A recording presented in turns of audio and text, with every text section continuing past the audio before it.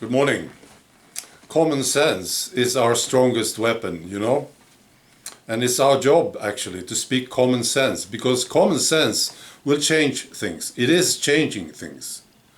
Even some of these crazy groups can change, thanks to common sense. All we need is one person in this crazy group to start to listen to common sense. And this person can change the group. He will probably be kicked out, yeah, but he could change it, you see? Now, some of these groups are a big challenge, of course. Mostly the groups on the left. I have an example of this. In Malmö, they are working hard, the police, they are working hard to fight crime gangs in the suburbs. And then there is a group, it's called the Young Left in Malmö. Basically young communists, you know. And they say this is racial repression. Instead of using police officers, you should stop the violence by building more leisure centers. So, not much common sense there. I don't have much hope for them, basically, but yeah, we just keep talking common sense. Maybe, you know, they will change someday. Yeah. And here's an example of a change, unexpected change actually. There were plans to build a mosque in Halmstad. This is a bigger town on the west coast. And this was stopped by the town council.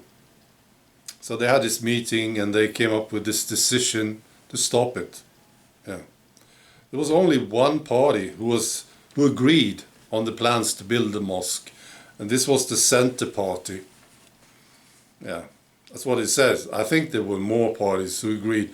But this is the Center Party. They agreed, at least. The other ones, the socialists, disagreed. They didn't want this to be built. And of course the nationalists and the moderates, they voted against it. So it was stopped. And there was this comment from a socialist. I have to read this to you. He said, "This is because we have major problems with the segregation in Halmstad, and should we ever be able to overcome this situation, we must take this into account in every decision we make, not least with regard to where we place religious gathering places." Interesting, isn't it? And then we have the EU. Yeah. Well, I sort of gave up on the EU. I did. It's better to just have it go away. Yeah. We can't work with the EU. No. And there are good signs. And I have another good sign about the EU falling. This is Mark Rutte. He's the PM of the Netherlands. He said the Netherlands will not contribute more to the EU budget. And you know, Mark Rutte, he's a top globalist here in Europe. He is, really. So this is very unexpected, I think. So what's going on here? Maybe the EU isn't as popular as it used to be. Maybe. Maybe people are starting to learn that they can say no to the EU. Thanks to you guys in the UK. This is what you taught the rest of Europe. You can actually say no to the EU. Well, Viktor Orban and the Polish, of course, they've said no to them for a long time.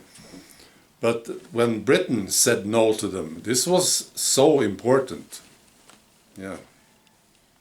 Because Britain is supposed to say yes, you see? And you said no. And now Mark Rutte is saying no to them. I love this. So, that's all. Be good. Bye.